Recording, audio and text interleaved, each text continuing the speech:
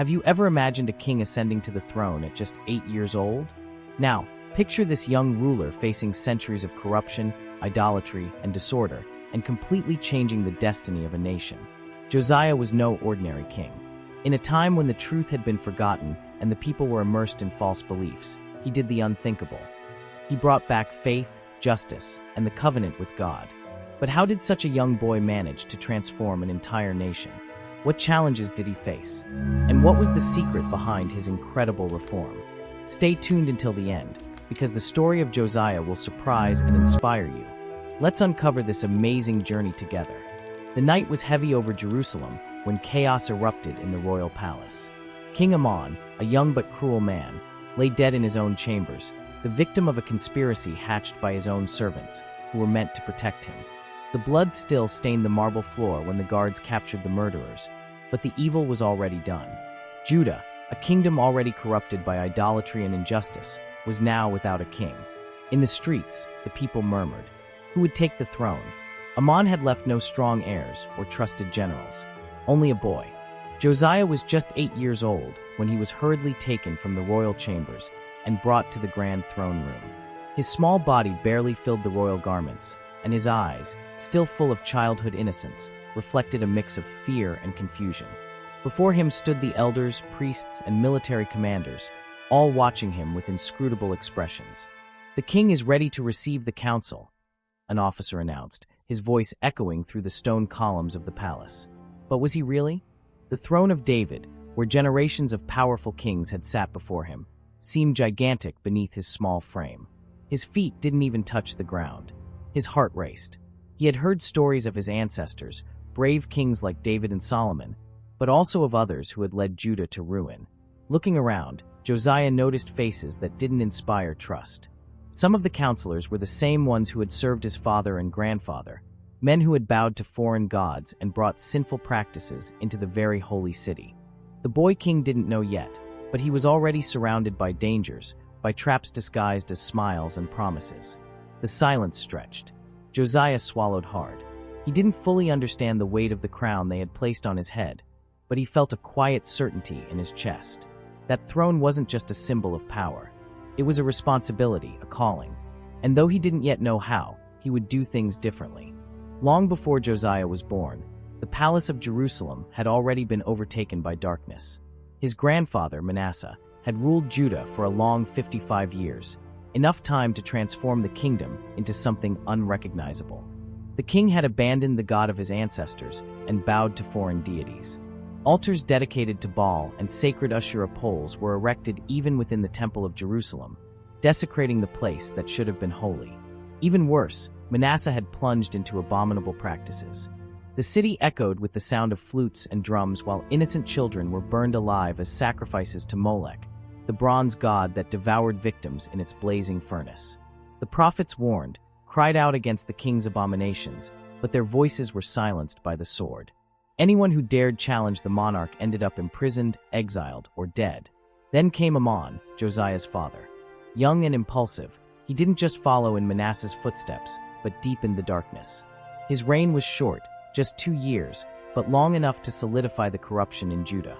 While the people bowed before pagan idols, justice vanished from the streets of Jerusalem.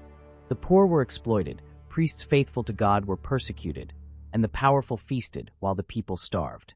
But what Amon didn't realize was that his own palace was filled with enemies. A coup was secretly plotted. One day, while resting in his chambers, his own servants turned against him. The cold blade of a dagger ended his reign, but not the chaos.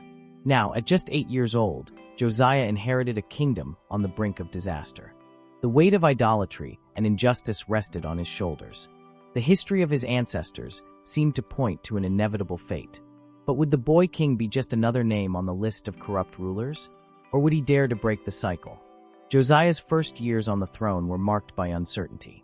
Although he was king, the real power was in the hands of the counselors and priests who had served his predecessors. The same voices that had flattered his father and grandfather now whispered around him, trying to mold him to their own interests. But Josiah was not like Amon. Something inside him longed for something greater, something he didn't yet fully understand.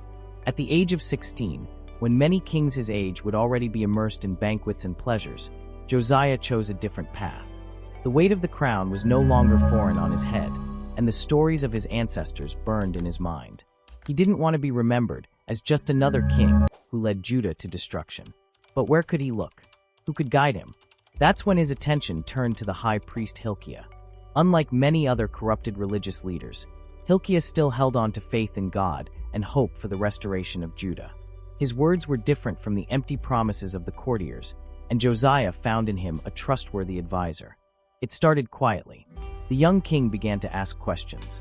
He wanted to know about the ancient times, the days of David and Solomon, the covenant his ancestors had made with God. Hilkiah spoke with passion about Judah's lost glory, about the justice that once ruled the land. And the more Josiah listened, the more his heart stirred.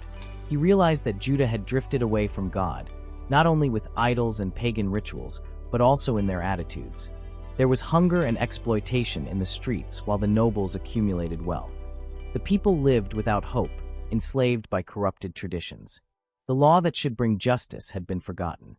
Still young, Josiah made a decision that would change everything. He would seek God with all his heart, not as a king who merely follows rituals to maintain appearances, but as someone who desires to understand the truth and bring transformation to his people. He didn't know it yet, but this desire would lead him to undertake the greatest spiritual reform Judah had ever seen. And nothing and no one would stop him. Years passed, and Josiah grew not only in age but in determination. Now, at the age of 20, his heart was already set on his purpose. Judah needed to be transformed. It wasn't enough to seek God in secret. Action was required. What his ancestors had destroyed with idolatry and injustice, he would rebuild with faith and obedience. In the dead of night, the king reflected on the challenge before him. Pagan temples were scattered across the land, their columns raised like scars on the sacred soil of Judah. The Asherah poles swayed in the wind like silent witnesses to the rebellion of his people. Incense burned on the altars of Baal, and the sanctuaries of Molech still exhaled the smell of sacrificed offerings. It was a devastating scene, and Josiah's task was immense. But he didn't hesitate. It was time to act. His order was clear: destroy everything. The reforms began in Jerusalem. Under the watchful eye of the king, workers tore down every idol, every profane statue. Pagan altars were shattered, reduced to rubble. The ashes of the sacred poles mixed with the wind as the fire consumed everything that had been consecrated to foreign gods. Josiah didn't limit himself to the objects. He also removed the priests who had surrendered to idolatry, expelling them from service in the temple. But this was only the beginning. His purification would not be restricted to the capital. Josiah expanded the reform throughout the entire territory of Judah. City after city, altar after altar, the king advanced like a storm, sweeping idolatry from the land. He didn't just destroy the symbols of religious corruption. He crushed them, burned them, reduced them to dust. The people watched in awe. Many had never known any other way of life. Since childhood, they had learned to fear foreign gods, to offer sacrifices to Baal, and to follow rituals passed down from their ancestors. Now all of this was being erased before their eyes. Josiah knew he was facing resistance. Corrupt religious leaders murmured in secret. Some nobles, who profited from pagan cults, tried to slow him down. But nothing would stop him. The young king made no concessions. There would be no room for idolatry in Judah.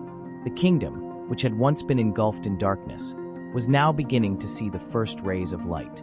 But Josiah was not done yet. He looked beyond the borders of Judah to the lands of the ancient northern kingdom. The purification was not complete. There was more to be done. Josiah was determined to eradicate all idolatry, but his vision went beyond the borders of Judah. His heart burned as he remembered that once Israel and Judah were one people, united under the covenant with God. Now the northern kingdom lay in ruins. Decades earlier, the Assyrians had destroyed Samaria and exiled most of the population. But those who remained were still bound to the same pagan practices that had led Israel to ruin. Josiah could not ignore this. If idolatry was a plague, it had to be completely eradicated. With his authority established in Judah, he ordered his reform to reach the ancient lands of the northern kingdom. From city to city, his emissaries advanced, tearing down altars to Baal, Asherah poles, and shrines dedicated to foreign gods. Samaria, once the glorious capital of Israel, now a decadent territory, became the target of his purification. There, Josiah ordered the total destruction of pagan temples, and exhumed the bones of idolatrous priests to burn them on the desecrated altars, exactly as the ancient prophets had foretold. A symbolic moment took place in Bethel. It was a historic site where, centuries before, Jacob had his vision of the ladder to heaven. But it was also a place stained by idolatry, for Jeroboam, the first king of Israel, had built one of the golden calves there that led the people away from God. Josiah did not hesitate. The altar of Bethel was destroyed, the idols were ground to dust, and the profane sanctuary was reduced to rubble. The message was clear. There would be no more room for idolatry in the land of Israel. Although politically the northern kingdom no longer existed, spiritually Josiah saw the people as one. To him, the land still belonged to God, and his mission was to restore what had been lost. The people who remained in the region watched everything with a mixture of awe and reverence. Many had never seen a king so zealous for the faith. Now, idolatry was being rooted out, but Josiah knew that it wasn't enough just to destroy what was impure. It was necessary to restore what was sacred. There was one place that urgently needed his attention, the temple in Jerusalem. And Josiah was ready for the next phase of his mission. Josiah had cleansed Judah and the ancient northern kingdom of idolatry, but that was not enough. He knew that to truly restore the people's faith, it took more than just destroying pagan altars. It was necessary to restore the legitimate sanctuary of the God of Israel. The temple in Jerusalem, which had once been the glory of the nation, was in ruins.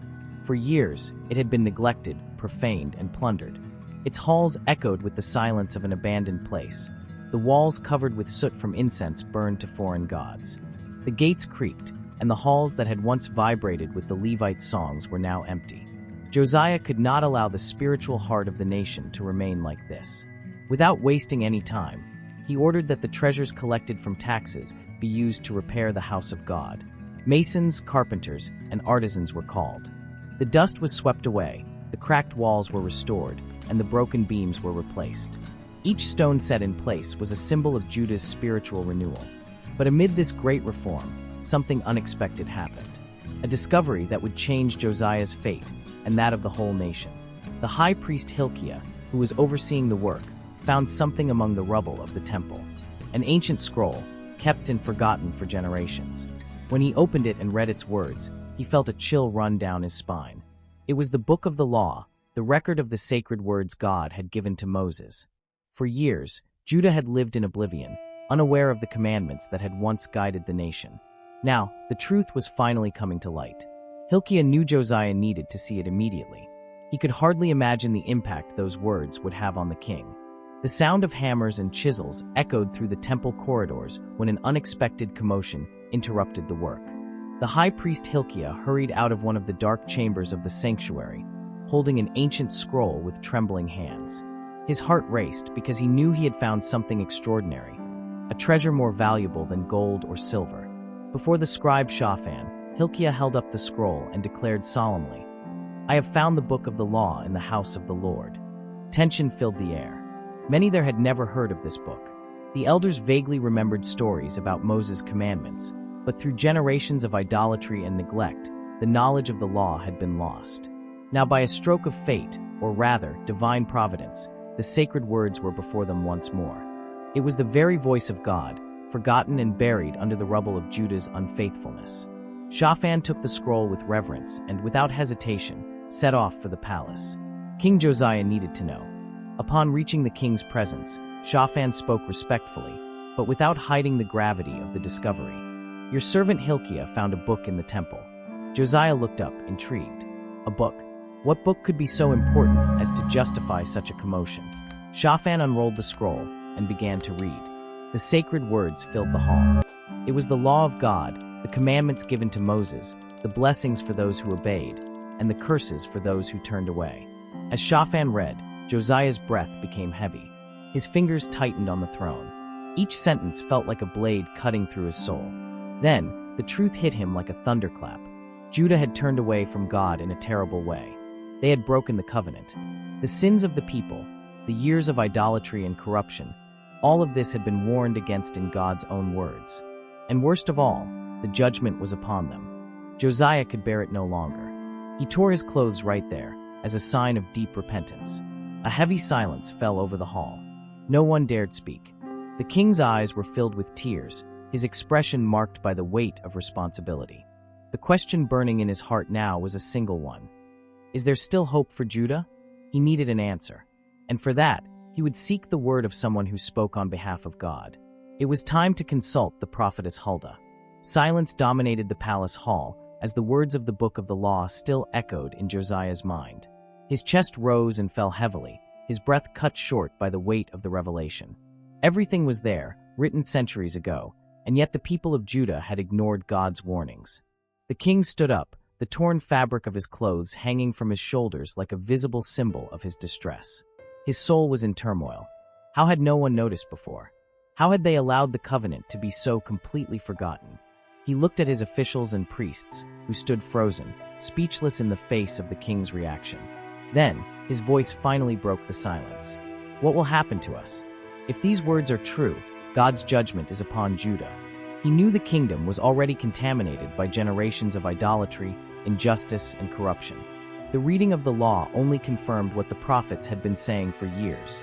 The punishment was coming. But was there still a chance for repentance? Josiah could not simply accept the destruction of his nation without a fight. He needed to know if there was still time to change Judah's fate. Turning to his advisors, he spoke with determination. Go, seek the Lord for me, for the people, and for all Judah. Consult a prophet and find out what we can do. The officials exchanged glances, already knowing who to turn to. There was someone in Jerusalem who could speak on behalf of God. Her name was Huldah.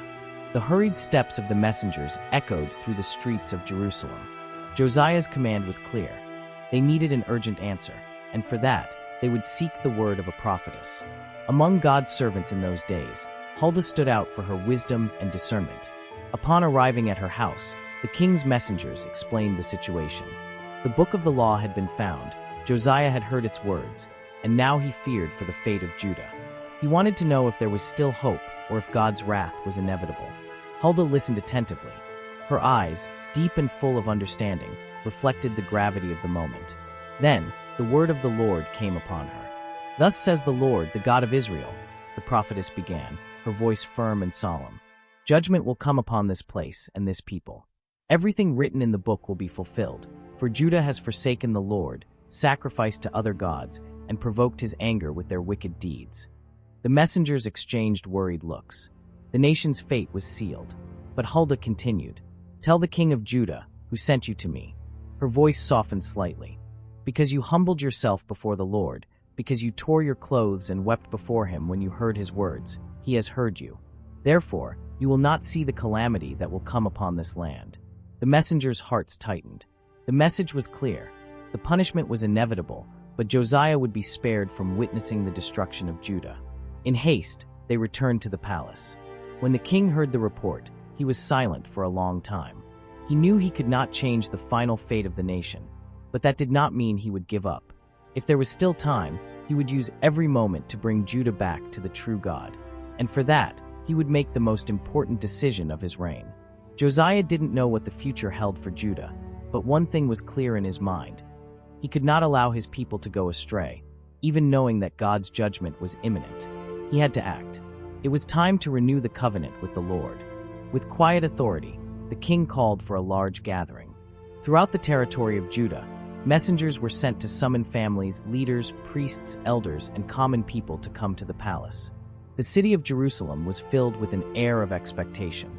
In the large courtyard, Josiah stood before them all. His posture was firm, but his heart was full of humility. He knew destruction was coming, but if he could, he would do everything in his power to make Judah faithful to the God of their ancestors. He opened the scroll of the book of the law, and before everyone, began to read the words of Moses. The promises, the blessings, and especially the warnings of God sounded like a powerful voice in the silence of the crowd. Each word seemed like a painful reminder of how the people had strayed from the covenant with their Creator. And then, in the middle of the reading, Josiah stopped. What he was about to do was not just an act of repentance. It was a call for the entire people to recommit to God as one united body, willing to follow his laws with all their heart and soul. With the book still open, the king made a solemn covenant with the Lord, declaring before all, "We, as a nation, commit to following the Lord's commandments, to obey his law, and to be a people set apart for him forever."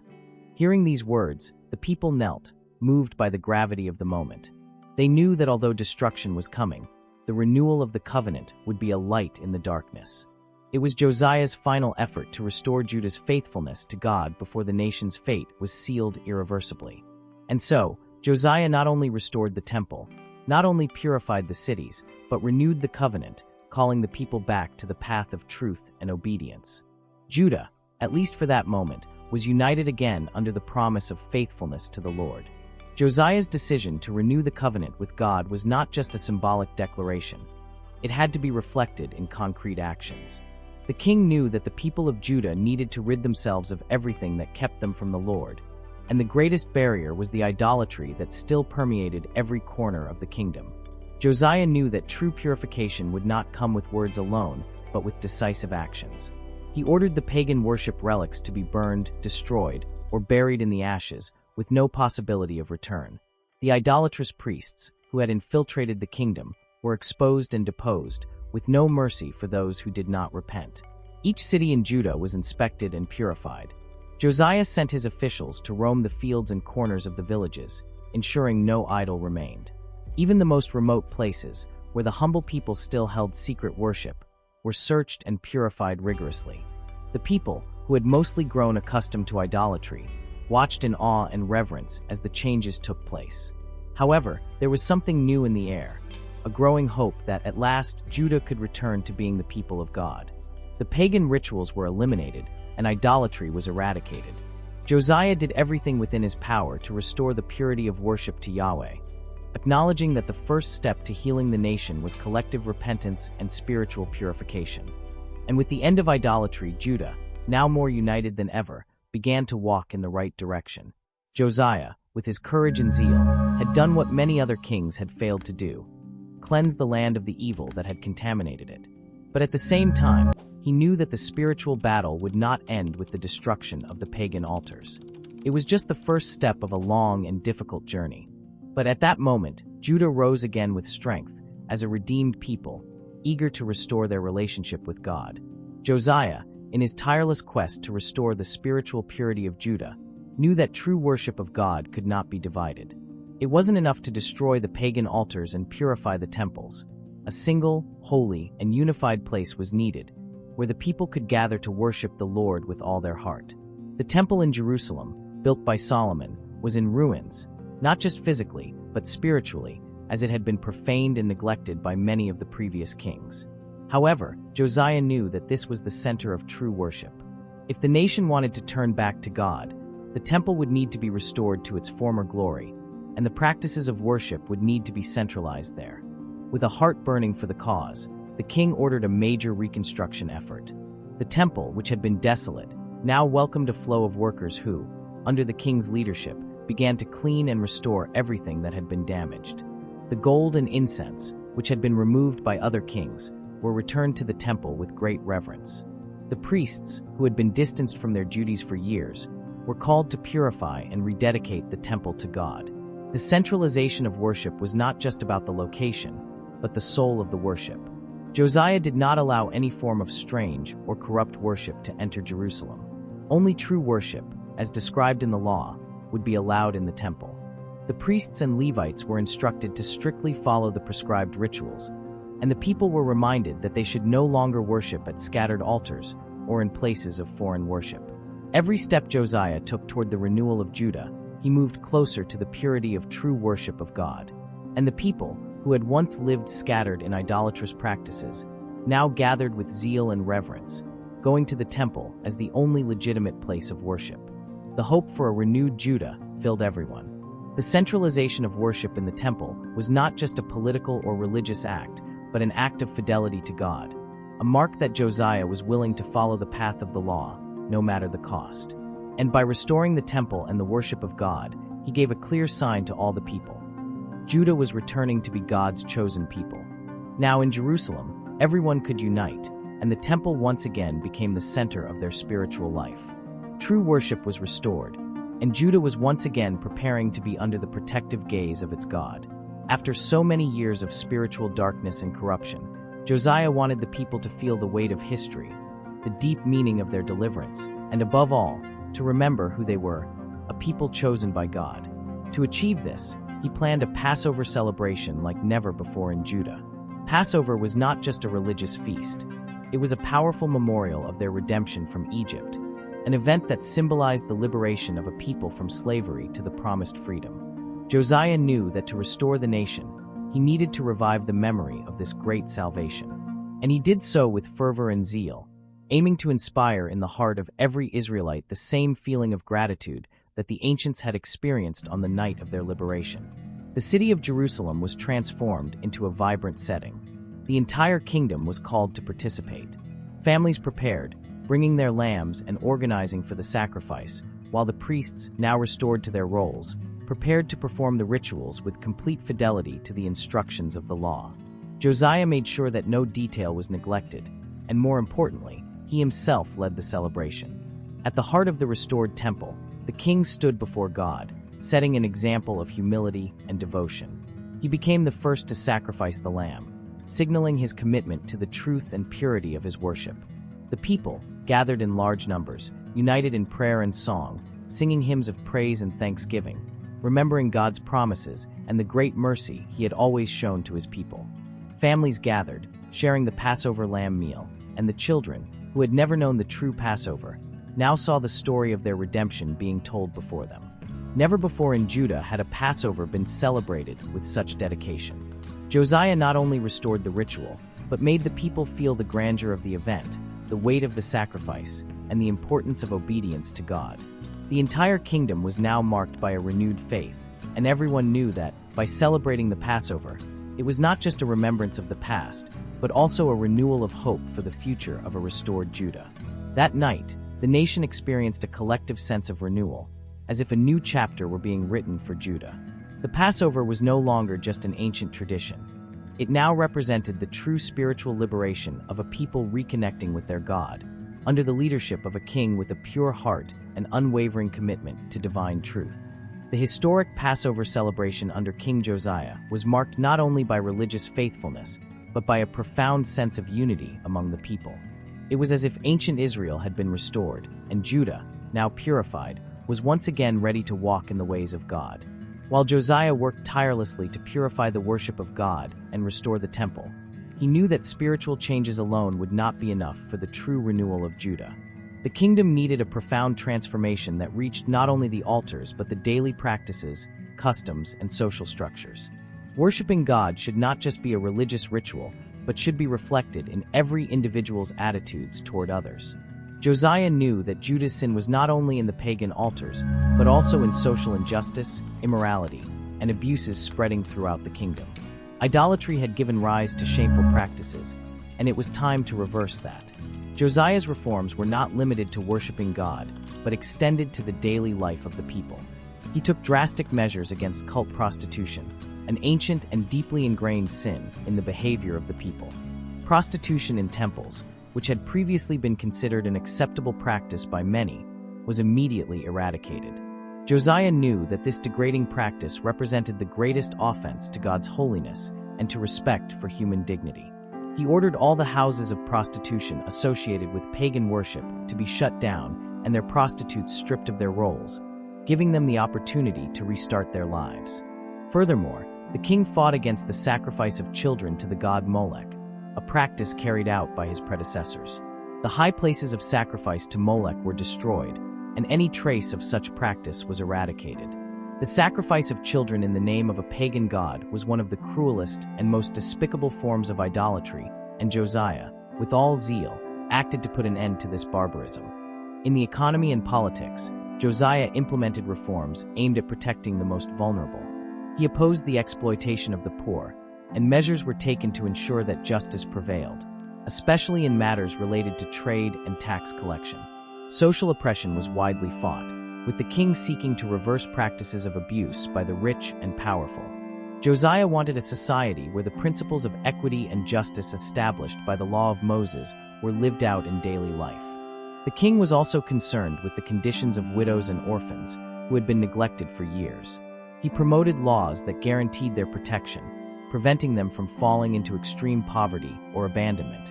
His reign, therefore, was an attempt to rebuild human relationships based on mutual respect and divine mercy. Under Josiah's reign, Judah experienced an unprecedented moral and social transformation. He knew that, for the people to truly be restored, it was not enough to remove pagan altars and establish religious centralization. True purification came from the heart, and the hearts of the people needed to be turned toward justice, kindness, and truth. The people gradually understood that following God was not just a matter of rituals, but of living according to the values he established, applied in every aspect of life.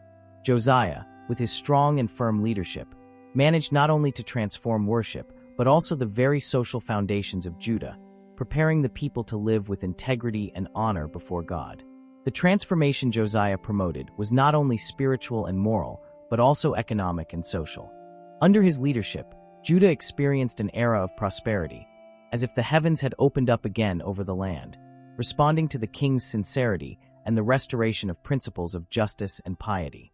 When idolatry was eradicated and worship of God was centralized in the temple, the kingdom of Judah began to live in harmony with divine laws.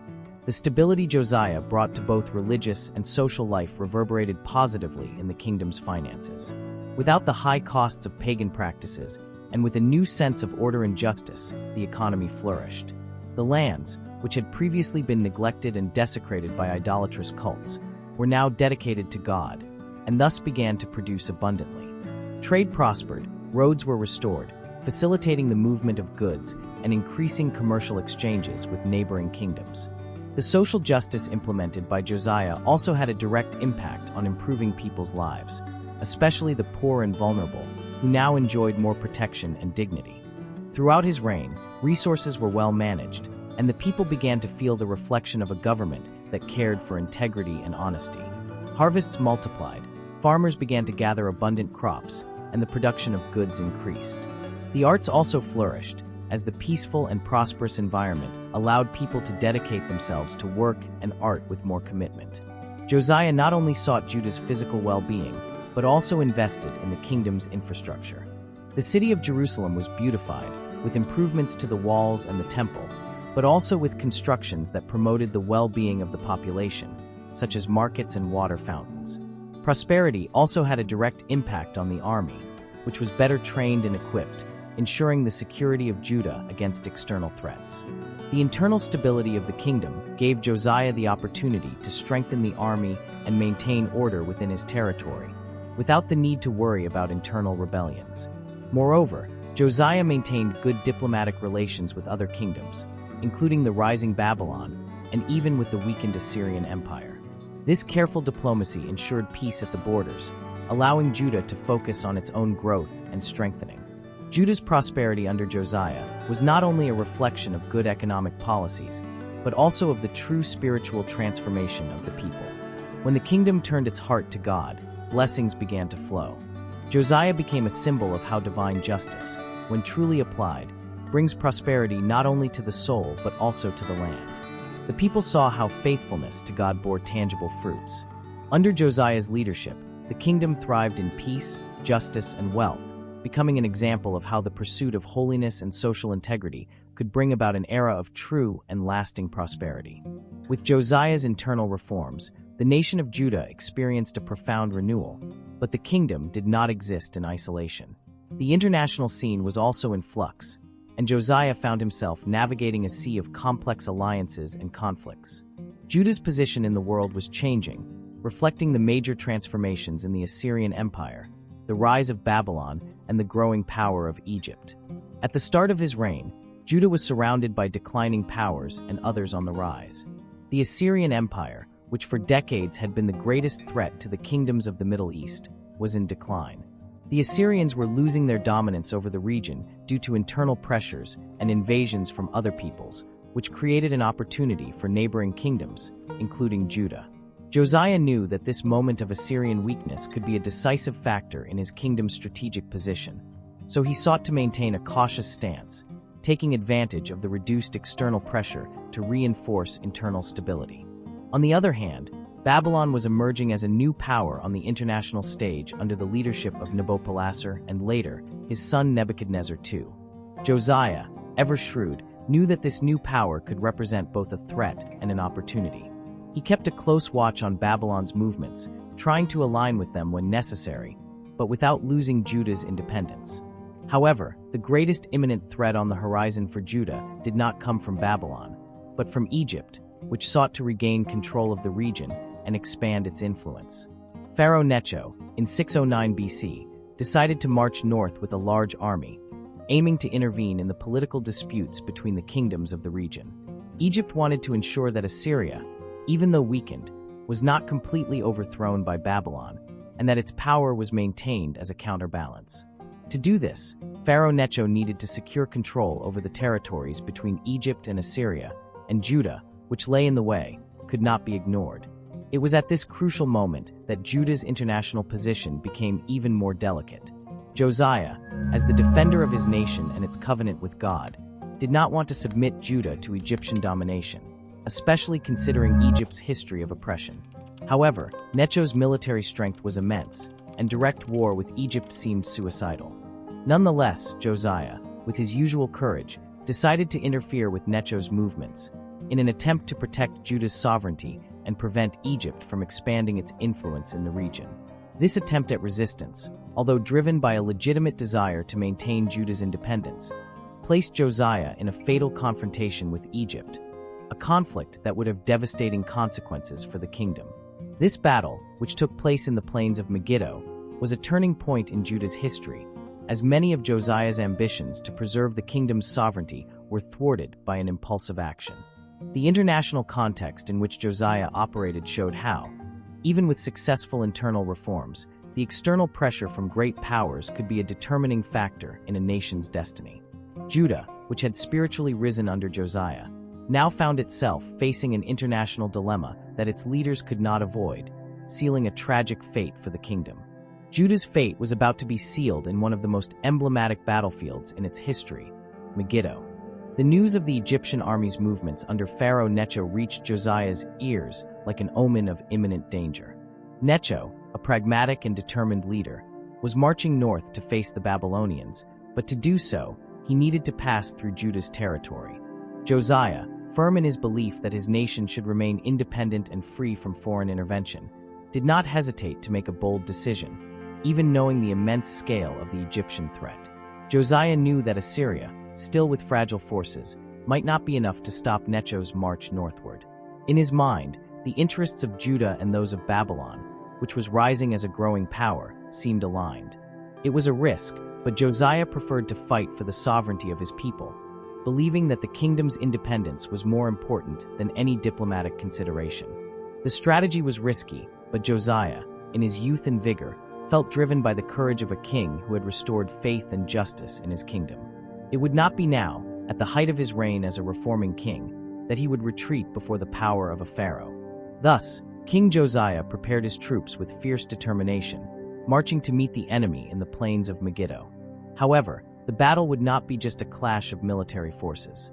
It was a fight for Judah's identity and autonomy, for the preservation of all that the king had worked to restore. The Egyptian army, vast and experienced, was approaching with impressive power, and Josiah's decision to resist seemed increasingly desperate. As the battle unfolded, a personal tragedy befell the king. Josiah was struck by arrows during the confrontation. The impact was devastating, and although his strength was immense, the king did not survive his wounds. The battle was lost, and what remained was the body of a king who had given his life for the cause of an independent Judah, but now fallen in a foreign battlefield. The death of Josiah at Megiddo was not just a military defeat. It represented the end of an era of hope for Judah. The people, who had experienced years of spiritual renewal, now found themselves desolate, without the leader who had restored their faith and security. The boy king, who ruled with a pure heart and zeal for God, met his end on a battlefield far from his beloved city of Jerusalem. The news of his death spread like wildfire. Mourning swept through the kingdom, and the streets of Jerusalem grew silent and melancholic, as if the very spirit of Judah had died with its king. Josiah, with his unwavering desire to protect what remained of a kingdom that had been restored, paid the ultimate price for his courage, and his death echoed as a sign that Judah's reign was about to enter a new era of uncertainty and anguish. The scene in Judah was now marked by the irreparable pain of losing a king who had given his life for the cause of his people. Josiah, the reforming king, the boy king, who had risen against the darkness of idolatry and injustice, had fallen tragically, with with his body returned to Jerusalem, the heart of his kingdom. The death of Josiah was not just a loss for his family and Judah's rulers, but for the very spirit of a nation that believed it had found its renewal in its young king. When news of his fall reached the people, sadness took over everyone, as if the soul of Judah had been torn from the body of the kingdom. Throughout the land, people mourned the loss of a king who represented more than just political or military leadership. He was the symbol of a spiritual renewal, the protector of a renewed covenant with God. Jeremiah, the prophet who had always stood by Josiah, was one of the first to express his sorrow. Jeremiah's lament was not just for the end of an era, but for the understanding that Josiah's death meant the end of a period of grace for Judah. He knew that the king's death was the forewarning of dark times, when the people, without the righteous guidance of their leader, would once again lose themselves in the shadows of idolatry and immorality. The prophecy of judgment, which had seemed distant before, was now becoming an imminent reality. In the court of Jerusalem, the sorrow was not just visible on the streets. Josiah's empty throne symbolized the emptiness of an uncertain future. Josiah's successors, fragile and uncertain, lacked the strength and vision of the king who had led Judah to a time of fervor and renewal. The country, once breathing the air of a restored nation, now found itself at the mercy of the approaching forces, with its enemies preparing to exploit the power vacuum. The streets of Jerusalem, once the scene of great celebrations and renewal, were now the stage for a collective lament. Josiah had given his life to restore the temple, to eradicate idolatry, and to bring Judah back to the covenant with God, but his death signaled that the fight for purity and justice was far from won. The people, who had been touched by the spiritual revival, now found themselves lost, with the king who had given them hope fallen in battle, and with him, the hope for a more just future. Amid the pain of his departure, Josiah's children and advisors prepared to take the throne, but no one could erase the shadow of the great king's legacy, who had left so young, with the sense that his death had interrupted a cycle of transformation that might have led Judah back to glory. Thus, with Josiah's death, the kingdom of Judah entered an era of darkness and uncertainty, with the echoes of his reign, his reforms, and his deeds remaining as a distant memory of what could have been. The death of Josiah, one of the greatest and most beloved kings of Judah, reverberated throughout the kingdom with an impact that seemed to paralyze the nation. Jeremiah, the prophet, could not hide his deep lament, his words filled with a sorrow that reflected the suffering of the people of Judah. He saw in this tragedy not only the loss of a leader, but the end of an era of true spiritual renewal. Judah, which had experienced a revival of faith under Josiah's rule, now faced an uncertain and dark future. The people, who had been accustomed to living under the leadership of a just and God-fearing king, now found themselves adrift, without a guide to lead them back to the principles that had restored their nation. Josiah's greatness was not only political, but above all, spiritual.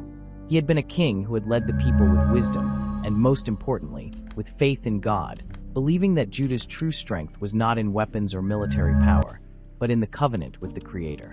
His death was, then, a loss not just of a monarch, but of a renewed hope, a possibility of divine salvation. The impact of Josiah's death was felt throughout the land.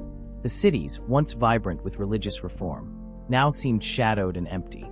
The temple, recently restored, seemed to have lost its light. The people, with broken hearts, did not know how to move forward. There was no longer the fervor that had once manifested in acts of faith and commitment to God's commandments. The nation was like a body without a soul, drifting aimlessly in a sea of uncertainty. The loss of King Josiah was more than the fall of a political figure. It meant the end of a collective hope, the end of a movement that had united the nation spiritually. Judah had been chosen by God, but now, without a God-fearing leader, the promises of restoration seemed further away than ever. Throughout the kingdom, laments took form, with citizens asking, "Can we still remain faithful to the law? Do we still have a chance to return to the greatness we had under Josiah?" The prophet Jeremiah, who witnessed with sadness the death of his king, knew that Judah's future was at stake. He understood that Josiah's death had sealed the fate of a nation that, without the strength of its leader, was at the mercy of approaching forces such as the Egyptians, the Babylonians, and even internal decay. The reform that Josiah began seemed fragile in the face of the political and spiritual currents threatening the kingdom's stability.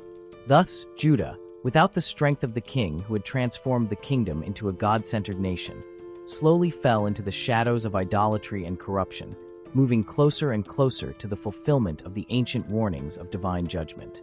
The loss of Josiah was not just a political matter, but a moment of great transition that would change the course of Judah's history forever.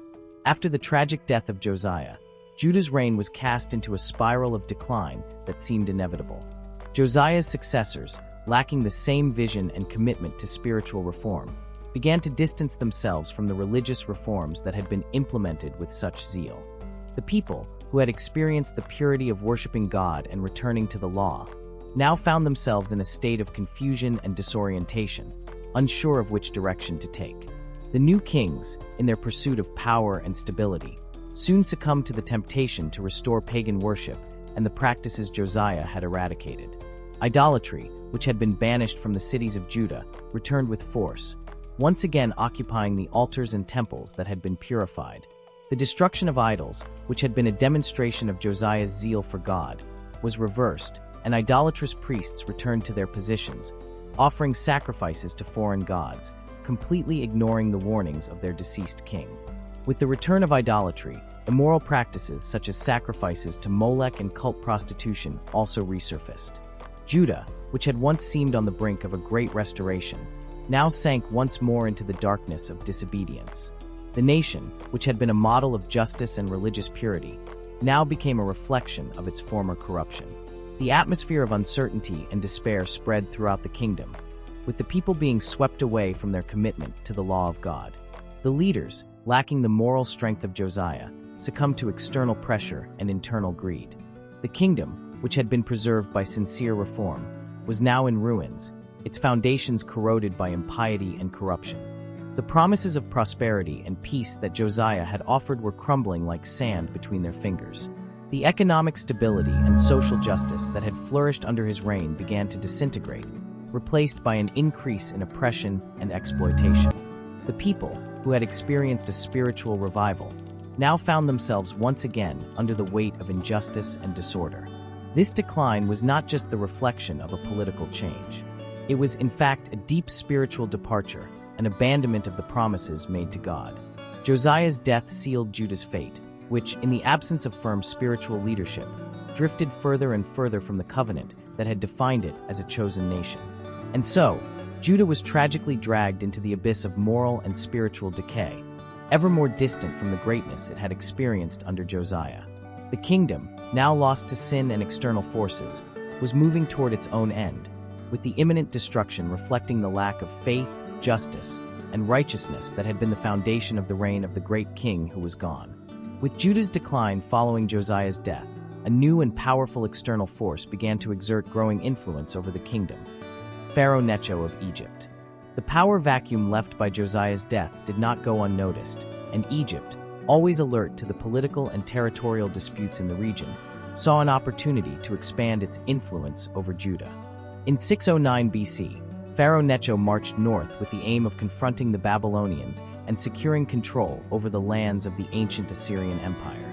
During this military campaign, Necho encountered resistance from Judah, which until then had no intention of submitting to another foreign empire. Josiah, with his God-fearing heart, had been an obstacle to Egyptian ambitions, but now, without him, the political landscape quickly shifted. Josiah's fateful decision to face Necho at the Battle of Megiddo had, in a way, served as a warning that Judah lacked the resources and strength to oppose a powerful empire like Egypt. When Pharaoh Necho claimed victory, he began to establish his own authority over Judah, paving the way for increasing control over the kingdom's politics. After Josiah's defeat, Necho marched to Jerusalem and immediately deposed Josiah's son, Jehoahaz, taking him captive to Egypt. In his place, the pharaoh appointed Jehoiakim, another son of Josiah, to rule Judah, but now Jehoiakim became a puppet in Pharaoh's hands. Under Egyptian rule, Judah was forced to pay heavy tributes to Egypt, further weakening its autonomy and sovereignty. The people of Judah, who had briefly experienced an era of prosperity and justice under Josiah, now found themselves subject to the power of a foreign empire. Egypt, with its own imperial agenda, had no interest in preserving Judah's spiritual integrity or maintaining its religious reforms. Under its influence, pagan practices began to spread again, and the traditions restored by Josiah started to be neglected. The Egyptian domination over Judah was not just a political matter, but a struggle for the soul of the nation. The Egyptians saw Judah as a strategic land, but cared little for the spiritual and moral well-being of the people. By subjecting Judah to heavy tributes and its own imperial policies, Pharaoh Necho ensured that Judah's independence would be suppressed, and the kingdom would be increasingly at the mercy of foreign powers. Judah, which had once been a land where true worship of God flourished, was now becoming a battleground not just politically but spiritually. With Egypt establishing its hegemony, Judah's leaders were forced to follow the orders of a pagan empire, further weakening resistance against idolatry and other impure practices that had been banned during Josiah's reign. The kingdom, which had once seemed on the path to restoration, was now subject to the weight of a foreign empire, and the shadow of Egyptian oppression over Judah grew ever more imposing. The Kingdom of Judah, now under Egypt's influence and with its autonomy severely limited, was growing further from the prosperous and spiritually renewed nation it had been under Josiah's reign. The restored devotion to God that had characterized Josiah's reign was quickly disappearing, replaced by the pursuit of political power and external stability, and spiritual decline spread once more across the kingdom. The Babylonian Empire, under the command of Nebuchadnezzar II, was expanding rapidly, and the winds of judgment began to blow over Judah. While Egypt exercised direct control over the kingdom, Babylon began to threaten with its growing military strength. Judah, already weakened by idolatry and heavy tributes, had no means to resist such a powerful and relentless force. In 605 BC, a great battle took place between Babylon and Egypt, and Judah found itself in a delicate position, divided between Egyptian interests and the imminent threat from the Babylonians. Pharaoh Necho, who still controlled Jehoiakim, had lost the war to Nebuchadnezzar, and with the Babylonian victory, Judah's fate was irrevocably sealed. Babylon now began to demand heavy tributes from Judah, and in response, Jehoiakim became more submissive to Babylon, though he still tried to maintain some alliances with Egypt. This political division and the lack of strong, spiritual leadership in Judah made the nation vulnerable. Prophets like Jeremiah had already warned of God's judgment, pointing out that the people were turning away from the covenant God had made with them. Judah was not only weakened by its international alliances, but also by its ongoing disregard for true worship of God. The words of the prophets began to become a tangible reality. The Babylonian exile, which seemed distant to many, was now within reach. The people of Judah, who had known God's glory under Josiah, now found themselves in a spiritual and political abyss. Idolatry, high taxes, and constant military threats became the kingdom's main challenges, and the promise of a restored future seemed increasingly impossible. As the Babylonian siege tightened, Judah did not know it was about to face the loss of its independence, identity, and land.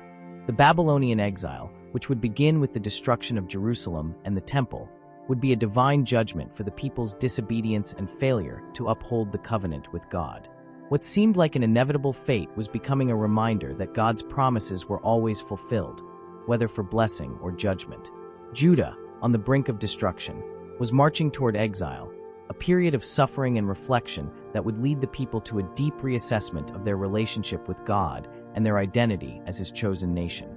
The shadow of Babylon was upon them, and exile loomed with an unsettling inevitability, fulfilling the words of the prophets who had warned of God's vengeance against disobedience. Despite the dark times following his death, Josiah's legacy would not be forgotten. While Judah was about to face its downfall, Josiah's reforms and his sincere quest for God left an indelible mark on the collective memory of the people. He was not just a king, he was a leader who sought to restore what had been lost, who fought to purify the land that God had given to his people. Even though his successors lacked the same zeal or faithfulness, Josiah's flame still burned in the hearts of the remnant of Judah. His effort to destroy pagan altars, the way he re-established true worship in the temple, and his attempt to purify the nation from impure practices remained as examples of a king who feared God above all. He was, in fact, the last king of Judah to so ardently try to reverse the damage caused by idolatry and corruption. The reforms Josiah implemented would not completely disappear with his death, although his successors, like Jehoiakim, failed to maintain the course Josiah had set. Future generations, even during the Babylonian exile, looked back and longed for the time when the kingdom seemed truly committed to God's service. For many, Josiah would be remembered as a king who did the best with what he had, who sincerely sought to restore the purity of the faith, even in the face of so much internal and external opposition. Moreover, prophets like Jeremiah continued to exalt Josiah's legacy, not only for his reforms, but for the sincerity with which he sought the spiritual restoration of the people.